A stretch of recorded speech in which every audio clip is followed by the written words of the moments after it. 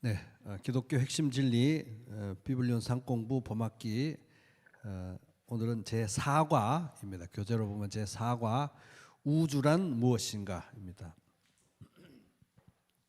4과 진행하기 앞서 가지고 또 개인적으로 문의 들어온 문제 하나 있습니다. 2B과 7번 하나님께서 당신의 사랑을 이 세상에 나타내는 가장 중요한 방식은 하나님의 자녀가 각자 하나님을 온 마음으로 사랑하며 그 사랑을 이웃에게 증거하는 것이다. OX X입니다. X.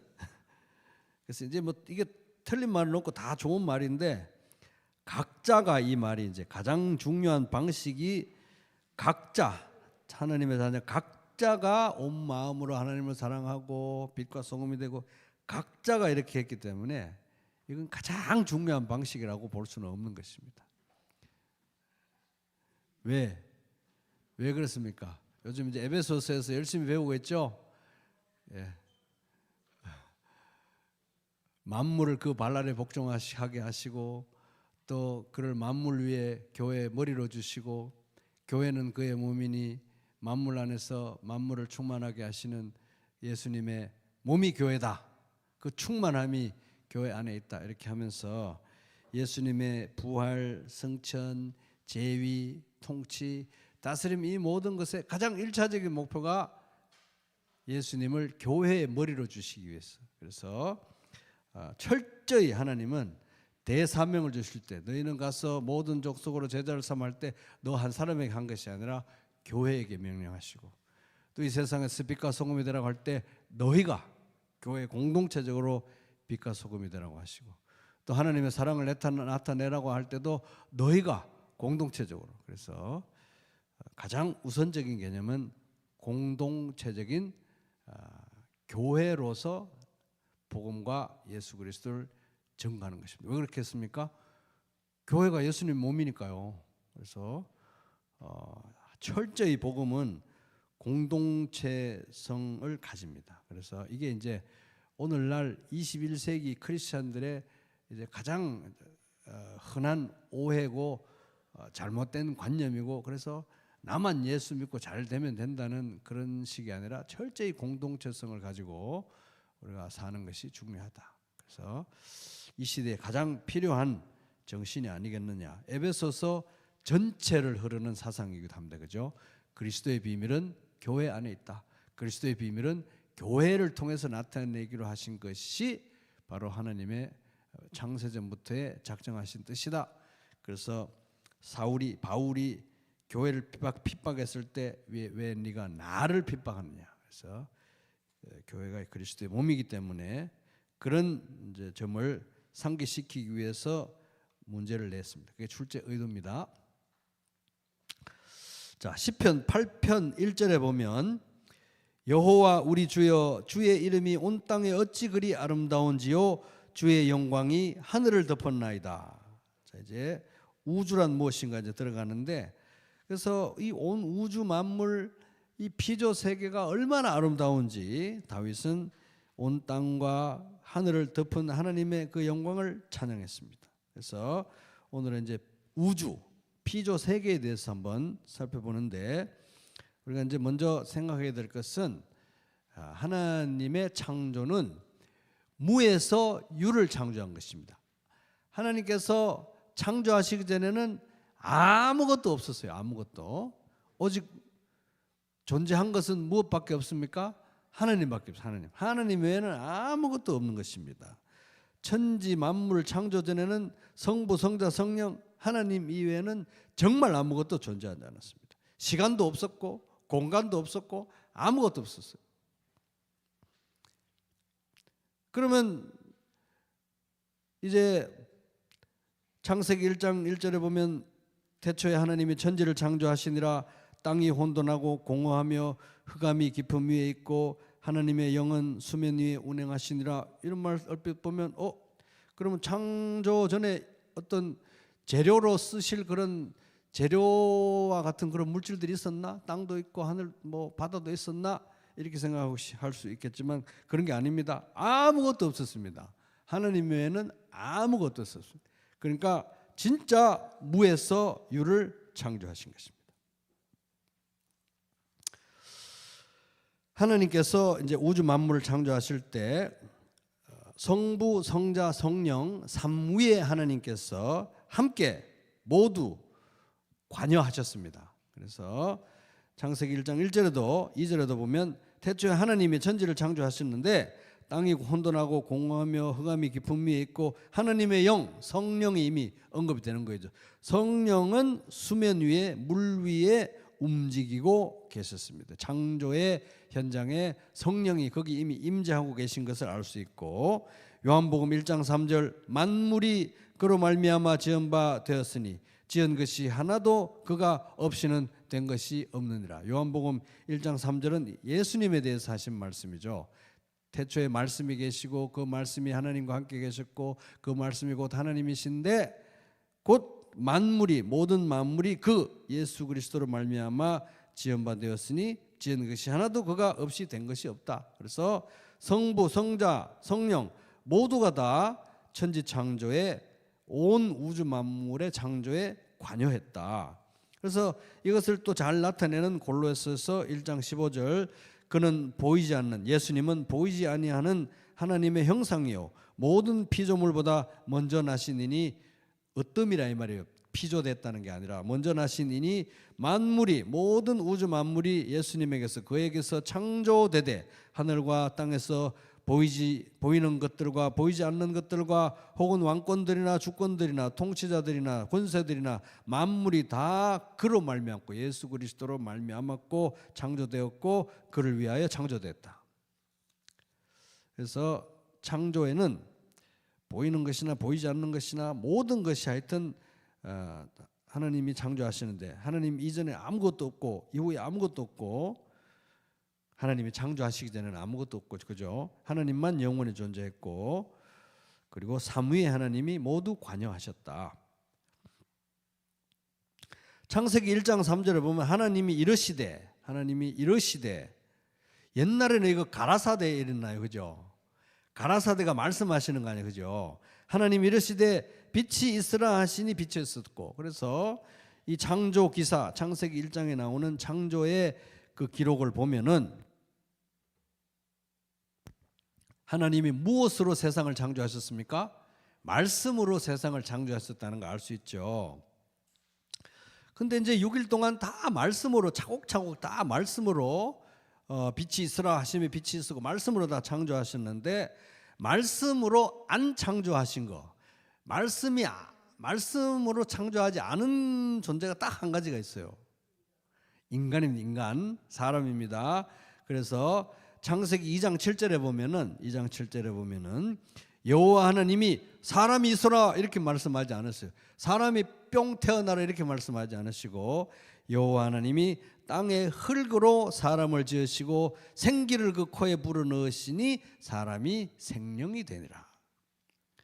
창세기 2장 22절 여호와 하나님이 아담에게서 취하신 그 갈빗대로 여자를 만드시고 그를 아담에게로 이끌어 오시니.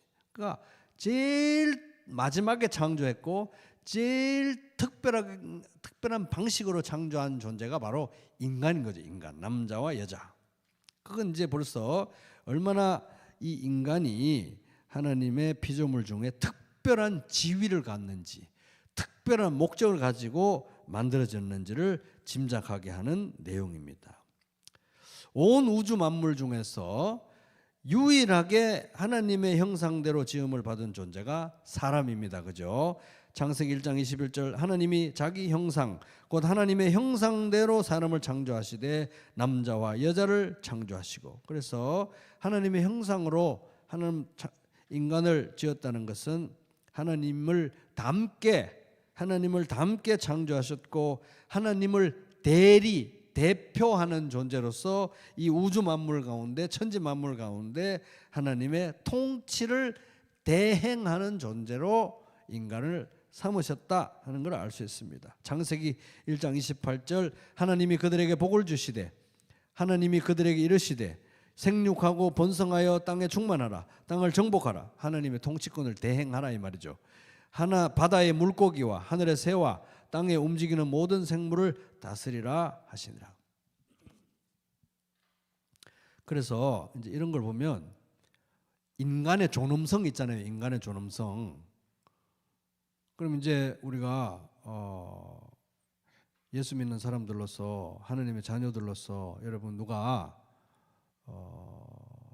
대답 잘하셔야 되는데 집에서 엄청 사랑하게 키우는 고양이나 강아지가 있고 옆집에 엄청 미운 어떤 사람이 있는데 둘 다 갑자기 물에 빠졌어요. 그럼 누구를 먼저 구해야 됩니까? 예? 사람 먼저 왜 망설이세요? 사람을 먼저 구해야죠. 사람을 먼저 구하는 것이 하나님 뜻 맞죠? 그게 인간의 존엄성과 관련되는 문제입니다. 아무리 동물이 귀해도 사람이 더 귀한 거예요. 사람이. 안 그렇습니까?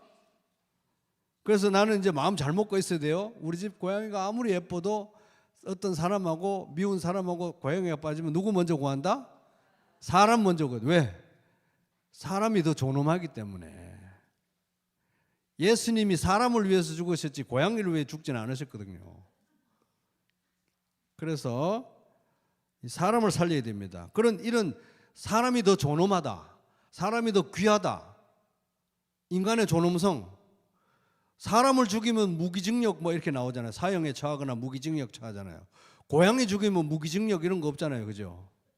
아니 고양이를 죽이라는 말이 아니고 그러면은 고양이 죽이는 것보다 사람을 죽이는 게 형벌이 더 세고 사람을 더 귀하게 여기는 이런 인간의 존엄성과 인간의 어떤 귀함 이런 사상은 어디서 나오냐는 거예요. 사실 엄밀히 따져보면 그 어떤 과학 이론이나 그 어떤 사상이나 그 어떤 뭐 이론이나 철학이나 뭐 어떤 그런 것에서 근거를 찾을 수가 없어요. 정말 과학적으로 따지면 뭐 과학자들은 다 진화론 좋아하니까 다 거기서 똑같은 데서 나오고 그랬는데 사람이 원숭이보다 더 귀하다는 게 어디서 근거를 찾습니까? 아무데도 그런 거 없습니다. 인간의 존엄성에 대한 이 궁극적인 근거는 오직 하나님이 세상을 창조하시고 하나님이 인간만을 하나님의 형상으로 만드시고 하나님이 인간만을 통치의 대리자로 삼으셨고 가장 귀하게 창조하셨다는 그 사실 말고는 인간의 이 존엄성에 대한 궁극적인 근거가 없어요. 하나님의 창조주라는 사실, 하나님이 인간을 이렇게 특별하게 지으셨다는 사실에서 우리는 인간의 존엄성을 근거로 찾을 수가 있다 하는 것입니다. 사람이 닭고기는 먹어도 되고 소고기 먹어도 되는데 사람 고기를 안 먹으면 안 되는 이유가 어디에 나오냐는 것입니까? 오직 하나님의 형상으로 인간이 지음받았다. 특별한 존재다. 이거 말고는 근거가 없는 것입니다. 자, 그러면 하나님은 이 창조하실 때, 천지 만물을 창조하실 때 뭐가 부족해서, 외로워서, 예배와 찬송이 필요해서, 아쉬워서 어떤 하나님 자신의 필요 때문에 만드셨느냐? 그렇지 않다는 것입니다. 절대 그렇지 않다는 것입니다. 우주와 그 안에 있는 모든 것을 창조하신 하나님께서는 하늘과 땅의 주님이시므로 사람의 손으로 지은 신전에 거하지 않으십니다. 또 하나님께서는 무슨 부족한 것이라도 있어서 사람의 손으로 섬김을 받으시는 것이 아닙니다. 아쉬워서 우주를 창조하시거나 아쉬워서 인간을 만드시거나 한 것이 절대로 아니라는 것입니다. 그럼에도 불구하고 우주 만물을 창조하시고 인간을 창조하셨죠. 목적이 있으셨기 때문에, 특별한 뜻이 있으셨기 때문에 우주 만물을 만드셨는데 그 우주 만물 중에서도 가장 특별한 형식으로 하나님의 형상을 따라 만든 게 인간이라 이겁니다. 바로 거기에서부터 인간의 존엄성이 근거한다, 바탕이 된다 하는 것입니다.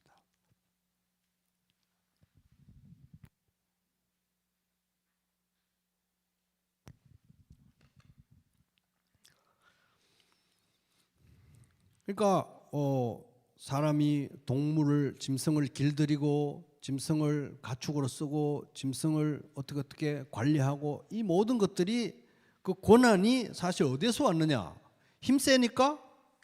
그게 아니고 하나님께서 그런 고난을 통치의 대행자로 고난을 부여하셨기 때문에. 그러니까 사람들은 이 우주 만물을, 특별히 이 세상에 있는, 이 지구에 있는 모든 것들을 함부로 막 착취하고 함부로 막 낭비하고 함부로 막 대충 그렇게 막 하는 게 아니라 선한 관리자의, 하나님께로부터 이 관리하도록 명받은 선한 관리자의 어떤 관점에서 잘 관리해야 되는 것입니다. 잘.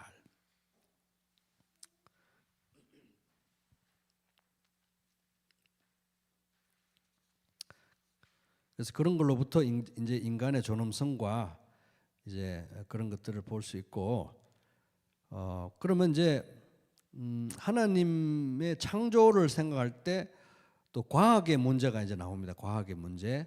옛날에는 이제 지구를 중심으로 태양이 돌아간다고 하니까, 하늘이 돌아가니까 천동설이잖아요, 그죠?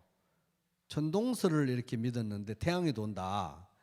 근데 그 갈릴레이가 이제 이 망원경으로 천문학적인 이제 발견을 하고 나서 관찰을 해보니까 태양이 도는 게 아니라 뭐가 돈다?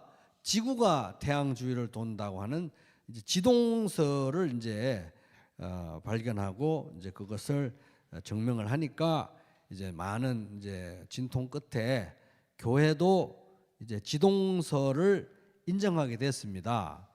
근데 이제 이걸 가지고 그 봐라, 갈릴리가 과학적인 발견을 하니까 교회도 지동설을 인정한 그걸 보니까 성경에 써진 어떤 내용이나 성경에 있는 진리는 절대적인 게 아니라 과학의 어떤 발견과 발명과 어떤 그런 것이 있습니다. 인간 이 지성의 그런 발달에 따라서 이 성경의 내용은 바뀔 수도 있고 성경의 권위도 바뀔 수가 있는 것이 아니냐. 사람들은 그렇게 많이 얘기를 하는데 그렇지 않습니다.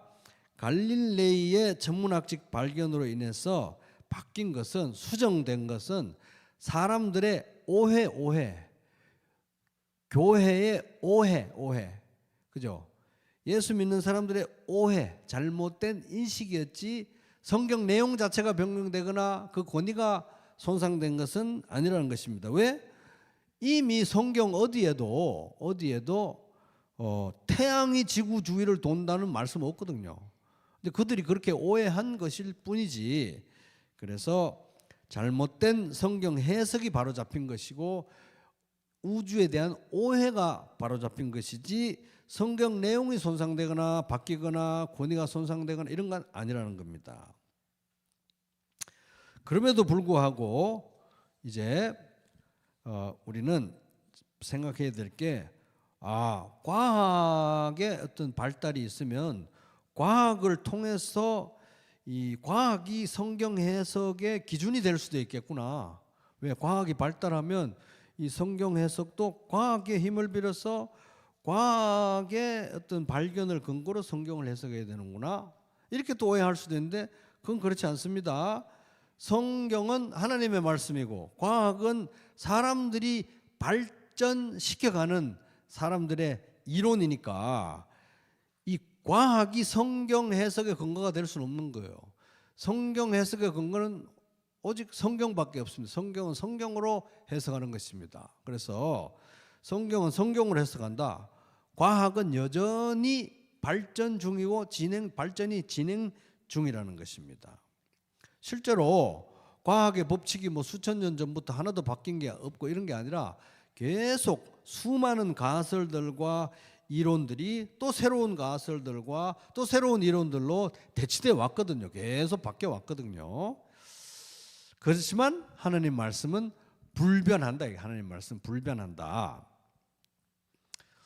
다만 이제 잘못되는 것은 뭐냐 하면 이 하나님 말씀에 대한 사람들의 해석의 오류가 있을 수는 있다는 거예요. 해석의 오류가 있을 수는 있다. 그것들은 또 고쳐 나가야 되는 것이죠. 그래서 과학과 성경의 관계에서 우리가 생각해 볼 때 만약 과학적 발견이 과학에서 발견하고 한 것들이 진짜 사실이라면 또 이 성경에 대한 우리들의 해석이 진짜 올바르다면 과학적인 사실과 성경의 진리는 모순되지 않는다. 모순되지 않는다.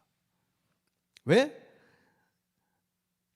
모든 진리는 다 하나님의 진리이기 때문에. 이 세상에 어떤 진리든 진리가 있다고 하면, 그게 이제 거짓이 아니라 진짜라고 하면, 진짜라고 하면 모든 진리는 다 진리의 하나님, 모든 진리의 근원이신 하나님의 것이다. 하나님께 속한 것이다 라고 볼 수 있는 것입니다.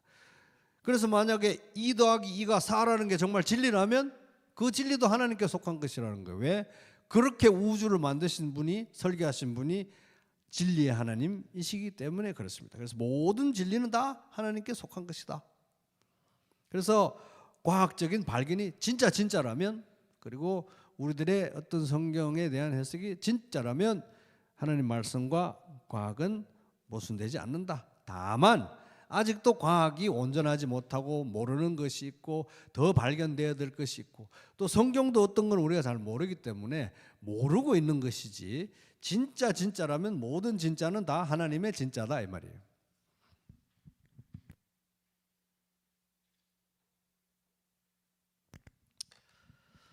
자, 천지 창조 이전에는 아무것도 없었죠. 성부, 성자, 성령 삼위일체 하나님만 존재했습니다. 그 사실 자체가 하나님만 유일한 창조주라는 사실을 말하고, 하나님만 유일한 창조주라는 사실 때문에 모든 피조물의 예배를 받으시기에 합당하다 하는 것을 말해줍니다. 그러기에 하나님 이외에 다른 어떤 피조물도 하나님의 영광을 공유할 수 없고 예배 대상이 될 수 없다 하는 것입니다. 그러면 이제 하나님, 창조주이신 하나님과 하나님께서 만드신 우주 만물, 우주는, 창조주와 우주는 어떤 관계에 있는가, 이걸 한번 생각해 보는 겁니다. 하나님과 피조 세계의 관계. 그래서 예를 들어서 뭐 이런 거 있잖아요. 교회는 그리스도의 몸이요 만물 안에서 만물을 충만하게 하시는 분의 충만입니다. 얼핏 읽으면 이제 하나님은, 예수 그리스도는 만물 안에 깃든 분이시고, 그래서 만물이 예수고 예수가 만물이고, 막 이제 하나님은 온 데다 깃들어 계셔서 바위가 신이고 신이 바위고, 막 이런 범신론 같이 이렇게 느껴지는데, 그렇지 않고 방금 그 말씀도 만물 안에서 만물을 충만하게 하시는 분이 예수 그리스도라는 의미는 모든 만물을 다스리시는 분이 예수님이시고, 예수님이시다. 통치자가 예수님이시다. 그런 의미입니다. 그래서 이제 우리가 정리하면, 하나님은 이 세상 모든 만물을 만드신 창조주이시지만, 하나님은 그가 만드신 우주 만물과는 구별되시는 거예요. 뒤섞이거나 뒤범벅이 되지 않으신다는 거예요. 그죠? 그래서 만물 위에 계시고 만물 안에 계시지만 만물과 구별되고 구분된다. 왜? 하나님은 창조주고 만물은 피조물이니까요. 그래서 모든 만물은 피조물, 하나님은 유일한 창조주. 그래서 하나님은 우주에 속한 우주의 일부가 아니라는 겁니다. 하나님은 우주보다 크시고 우주를 만드신 분이시지 우주에 속한 우주의 일부가 아니라는 거예요. 그리고 하나님은 모든 만물을 다스리시는 분이시고 우주 만물에 대해서 독립적으로 존재하십니다. 독립적으로. 그게 막 뒤섞여서 뒤범벅이 돼서 여기도 하나님 저기도 하나님, 바위도 하나님, 나무도 하나님, 이런 게 아니라는 거예요. 그래서 어떤 면에서도 그 어떤 상황과 어떤 면에서도 하나님은 우주가 필요한 분이 아니에요. 우주 만물이 필요해서 만든 분이 아니시고 스스로 자존, 독립적으로 스스로 존재하시는 분이시지, 필요해서 우주를 만드셨거나 우주에 의존해서 존재하시는 분이 아니다 하는 겁니다. 뒤범벅이 된 그런 분이 아니다. 그러니까 저 높이 하늘에 계신 우리 아버지잖아요. 높이 계신 하나님이잖아요. 그죠? 모든 피조물, 우리와도 다 구분되는 그런 하나님이시라는 거예요. 그럼에도 불구하고 하나님은 피조 세계에 아주 밀접하게 계십니다. 아주 밀접한 관계를 가지고 관여하신다. 그래서 하나님은 우주보다 저 위에 높고 우주와 구분되는 창조주라고 해서 우주 너는 저 아래 것들이니까 만들어 놓고 알아서 굴러가라는 식으로 관여도 안 하고 그냥 버려두는 그런 분이 아니라는 거예요. 만물보다 위에 계시고 저 높으신 하늘에 계신 아버지 하나님이시지만 여전히 우주 만물 가운데 임재하시고 그것들을 붙들고 계시고 섭리하고 계신다. 아주 가까이에서. 그래서 욥기 12장 10절 모든 생물의 생명과 모든 사람의 육신의 목숨이 다 그의 손에 있느니라. 히브리서 1장 3절 그의 능력의 말씀으로 만물을 붙드시며 이런 말씀이 나옵니다. 예수님이 만물을 지금 다 붙들고 계시는 거예요. 그래서 우주 만물과 구분되는 창조주이시지만 모든 만물 가운데 계시고 그것들을 붙들고 계시고 운행하고 계시고 내버려 두고 혼자 그냥 굴러가도록 내버려 두는 분이 아니다 하는 겁니다. 이제 이런 얘기를 왜 하느냐, 좀 이따 나중에 이 세상에 우주 만물과 신이 있다고 하면 그것의 관계는 이러이러할 것이라고 하는 비성경적인 어떤 세계관들과 대비해서 나오는 이런 얘기들입니다. 좀 이따 보겠습니다. 그래서 하나님은 우주 만물을 만드셨고 우주 만물에 관여하시지만 특별히 하나님의 형상으로 만든 사람에 대해서 아주 밀접하게 관여하십니다. 사도행전 17장 25절 만민에게 생명과 호흡과 만물을 친히 주시는 분이시다. 사도행전 17장 28절 우리가 그를 하나님을 힘입어 살며 기동하며 존재하느니라. 시편 8편 3절 4절 주의 손가락으로 만드신 주의 하늘과 주께서 베풀어 주신 달과 별들을 내가 보니 이 모든 우주 만물을 만들었는데 특별히 사람이 무엇이기에 주께서 그를 생각하시며 인자가 무엇이기에 주께서 그를 돌보시나이까. 사람에게 대해서 특별히 관여하시고 관심을 두시고 개입하시고 한다는 겁니다. 그죠?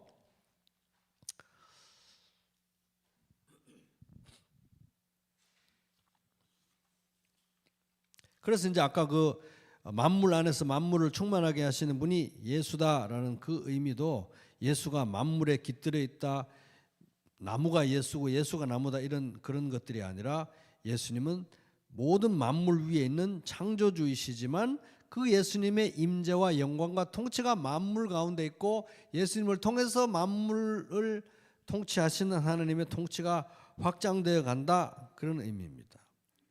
그래서 하나님이 바위에 깃들어 있다, 뭐 나무에 깃들어 있다 이렇게 말을 못 해요. 그죠? 분리되어 있으니까, 창조주시니까. 근데 이 하나님이 내주하시는 존재가 있는데 그 안에 거하시는 존재가 있는데 유일하게 그게 사람이라는 거예요. 예수 믿는 사람들.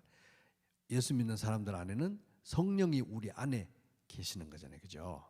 그렇다고 해서도 성령이 우리 안에 계신다고 해서 성령과 내가 막 혼연일체가 돼가지고 다 뒤섞여가지고 성령이 나고 내가 성령 이런 건 아닙니다.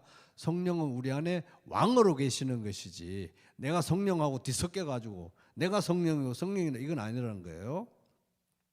그러나 이렇게 특별하게 우리 안에 거하는 이런 존재는 우리 인간밖에 없다 하는 겁니다.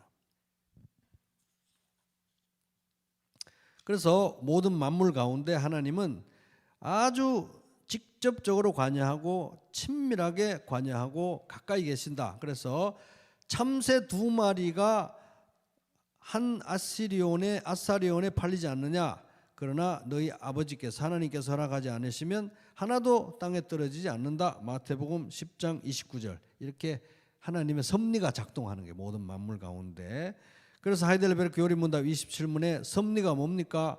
하나님의 전능하고 언제 어디서나 미치는 능력으로 하나님께서 마치 자기 손으로 하듯이 하늘과 땅의 모든 피조물들을 여전히 보존하고 다스리는 게 섭리고, 그래서 잎새와 풀, 비와 가뭄, 풍년과 흉년, 먹을 것과 마실 것, 건강과 질병, 부와 가난, 이 모든 것이 우연이 아니라, 하나도 우연이 아니라 아버지와 같은 그의 손길로 우리에게 임합니다. 그래서 저 높고 높으신 하나님, 전능자 하나님, 창조주 하나님, 우리와 피조물과 구분되는 하나님임에도 불구하고 피조물 가운데 계시고 이렇게 직접적으로 관여하시는데, 특별히 사람들에게는 너무 특별한 관심이 있는데, 특별히 그 사람들 중에서도 예수 믿는 우리 하나님 자녀들에게는 우리 안에 거하시고 더 친밀하게 거하시는 분이 하나님이시다 하는 겁니다.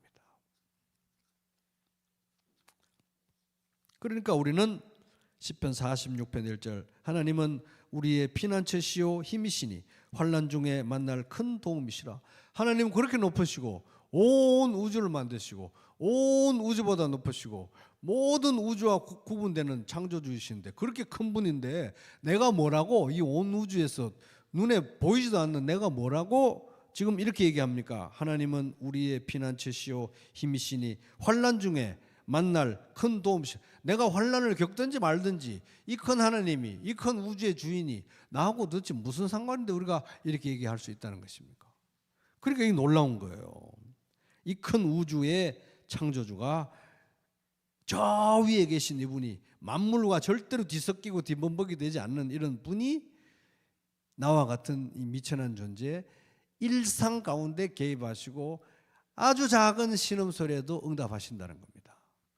그러니까 빌립보서 4장 6절, 아무것도 염려하지 말고 다만 모든 일에 기도와 간구로, 아무것도 염려하지 말고 모든 일에, 크든 작든 그 어떤 일이든 아무리 시시한 일이라도 모든 일에 기도할 일이 있다면 기도와 간구로 너희의 구할 것을 감사한 마음 가운데 하나님께 아뢰라고 빌립보서 4장 6절 바울이, 성경이 말하고 있는 것입니다. 그래서 이러한 이제 성경적인 이제 가르침, 우주와 피조 세계와 하나님과의 관계에 대한 이 성경적인 이 가르침은 신과 세계에 대한 사람들이 만들어낸 그 다른 사상이나 개념이나 세계관과 확연하게 구분이 되는 거예요. 확연하게. 예를 들면 이런 겁니다. 유물론. 하나님이 어디 있어? 신이. 이 세상은 다 물질로 구성되어 있는 거야. 다 물질이 꽉 채워져서 물질이 그냥 우연히 이렇게 많은 시간 동안 우연에 걸쳐서 이렇게 우주와 인간과 생명을 만들어내고 다 물질로 구성되어 있는 거야. 죽으면 다 끝이야. 정신이 어디 있어? 사람이 죽으면 다 없어지는 거야. 그 유물론이잖아요. 유물론. 이거하고 다른 거예요. 그죠? 하나님이 만물을 지으시고 만물 가운데 계시고 만물을 운행하시고 특별히 사람들에게 신경 쓰시고 예수 믿는 하나님 자녀들 안에 거하신다. 그게 이제 다른 거잖아요. 유물론. 또 다른 게 있습니다. 범신론. 범신론은 창조주가 피조물 안에 깃들어 있는 거. 바위에도 깃들어 있고 나무에도 깃들어 있고 강에도 깃들어 있고 바다에도 깃들어 있고 뒤섞여 있고, 바위가 신이고 신이 바위고, 이거 아니라는 거예요. 범신론은 성경적인 가르침이 아니라는 겁니다. 또 어떤 게 있습니까? 이신론. 이거는 신이 세상을 창조하긴 했습니다. 그런데 이 세상은 그냥 내버려두고 관여를 안 해요. 망하든지 어떻게 되든지 아무 신경 안 쓴다는 거예요. 그런 무관심하고 그런 동떨어진 그런 하나님이 아니라는 거예요. 만드셨을 뿐만 아니라 관여하시고 섭리하시고 운행하시는 하나님. 이신론도 아니다. 또 어떤 사상은 이원론이라는 게 있는데, 이원론은 이 신도 영원하지만 물질 세계도 영원해서 신과 물질 세계가 영원 전부터 항상 양립되어 있어 가지고, 신은 영적인 거, 물질 세계는 이제 비영적인 거 이래 가지고 속된 거 이래 가지고 이 신의 세계와 물질 세계가 항상 영원 전부터 영원까지 충돌 가운데 있다. 이런 이원론적 사상도 있는데 이것도 역시 성경적인 가르침이 아니라는 것입니다. 그래서 이제 하나님과 피조 세계의 관계에 대해서 살펴봤고, 그다음에 이제 이 온 우주 만물과 우주 전체는 하나님의 영광을 위해서 창조되었잖아요. 시편 19편 1절, 하늘이 하나님의 영광을 선포하고 궁창이 그의 손으로 하신 일을 나타내는도다. 이사야 43장 7절, 내 이름으로 불려지는 모든 자 곧 내가 내 영광을 위하여 창조한 자를 오게 하라. 영광을 위하여. 우리 모두는 하나님의 영광을 위해서 창조되었습니다. 그죠? 그러하기 때문에 하나님은 이 창조주라는 사실만으로도 우리의 예배를 받으시기에 합당하다는 겁니다. 그죠? 우리 피조물이니까 당연히 하나님의 영광을 위해 존재하니까 창조주라는 사실만으로도 예배 받으시기에 합당해요. 요한계시록 4장 11절 주 우리 하나님이여 영광과 존귀와 권능을 받으시는 것이 합당하오니 왜? 주께서 만물을 지으신지라. 만물이 주의 뜻대로 있었고 또 지으심을 받았나이다. 창조하셨다는 그 사실 때문에 모든 만물이 하나님을 찬양해야 한다는 것입니다. 그런데 문제는 뭡니까? 모든 만물이 하나님께 창조됐고 또 특별히 사람은 하나님이 자기를 지었다는 거 알면서도 하나님께 영광을 안 돌리는 게 문제죠. 로마서 1장 19절 이는 하나님을 알만한 것이 그들 속에 보임이라 하나님께서 이를 그들에게 보이셨느니라.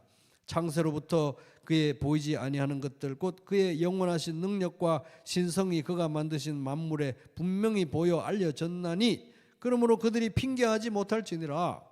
하나님을 알되 뻔히 알면서도 하나님을 영화롭게도 아니하며 감사하지도 아니하고 오히려 그 생각이 허망하여지며 미련한 마음이 어두워졌나. 이게 문제라는 거죠.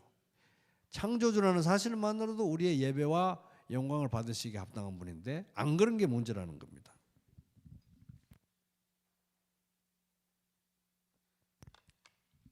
그래서 우리는 하나님이 지으신 천지 만물의 오묘함과 다양함과 아름다움을 볼 때 우리는 그 가운데 있는 그 오묘한 하나님의 지혜와 명철과 능력을 찬양하지 않을 수가 없다는 거예요. 뭐 예를 들어서 어떤 회사에서 나온 자동차가 너무 멋지다든지 어떤 기계가 너무 멋지다든지 어떤 예술 작품이 너무 아름답다든지 하면 우리 다 감탄하잖아요. 마찬가지로 이 세상이 얼마나 아름다운지 살펴보면 하나님의 지혜와 영광과 아름다움을 찬양하지 않을 수 없다.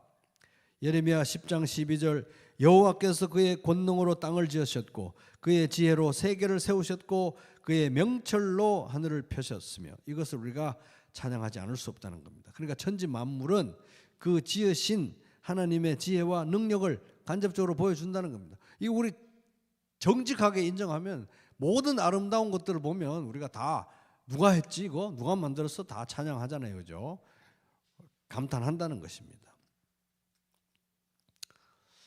자, 그럼 이제 또 살펴볼 한 가지 마지막 문제는 이 우주가 선하게 지어졌느냐 하는 것입니다. 그래서 창세기 1장 31절 보면 하나님이 지으신 그 모든 것을 보시니 보시기에 심히 좋았더라. 좋았더라 나빴더라? 좋았더라는 거예요. 하나님이 지으신 모든 우주 만물이 좋았더라. 하나님 보시기에 좋았더라. 만드시고 평가하시기를 좋았다고 말씀하시는 거예요.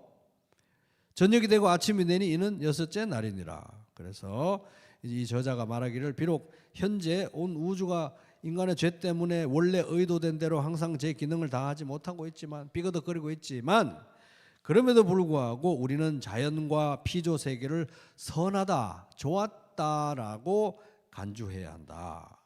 하나님이 그 지으신 모든 것을 보고 좋았다라고 하셨기 때문에 우리도 그렇게 생각해야 한다는 것입니다. 다만 지금 이제 이 피조 세계는 어떤 상황이 있냐면 로마서 8장 19절 피조물은 이거 의인법 피조물을 의인화해서 표현하기를 피조물은 하나님의 자녀들이 나타나기를 구원받은 하나님의 자녀들이 나타나서 이 세상을 다스리기를 기다리고 있습니다. 피조물이 이 허무에 굴복했지만 인간들의 죄로 인해서 이 지구가 몸살을 앓고 있다는 거예요. 그것은 자의로 피조물이 원해서 그런 게 된 것이 아니라 굴복하게 하신 그분이 그렇게 하신 것입니다. 하나님의 섭리 안에서 인간의 죄 때문에 일어나는 겁니다.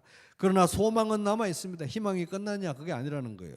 그것은 곧 피조물도 썩어짐에 이 인간의 죄로 인해서 이 타락한 이 세상의 썩어짐의 종살이에서 해방되어 하나님의 자녀가 누릴 영광된 자유를 얻으리라는 것입니다. 하나님 나라가 완성되면 죄도 없는 곳에서 인간이 선한 관리자로서 모든 피조물 세계를 잘 이제 관리하게 될 때 피조물을 의인화해서 사람의 관점에서 볼 때 그들도 자유를 얻게 되리라.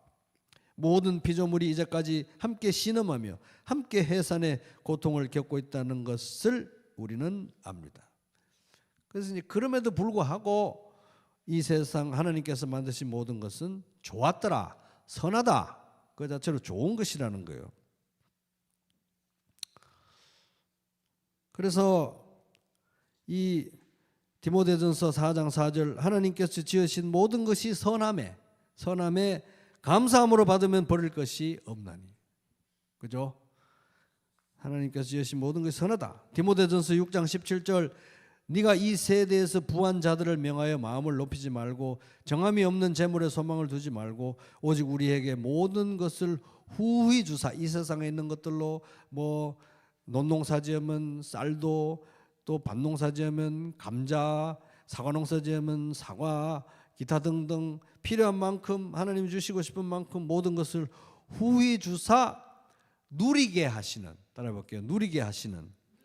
누린다는 거. 후히 주사 누리게 하시는 거예요. 누리게. 좋은 거니까 사과, 감, 대추, 뭐 쌀, 보리 좋은 거라는 거예요. 좋은 거. 하나님이 지으신 좋은 거를 후히 주사 누리게 하시라는 거예요. 누리게.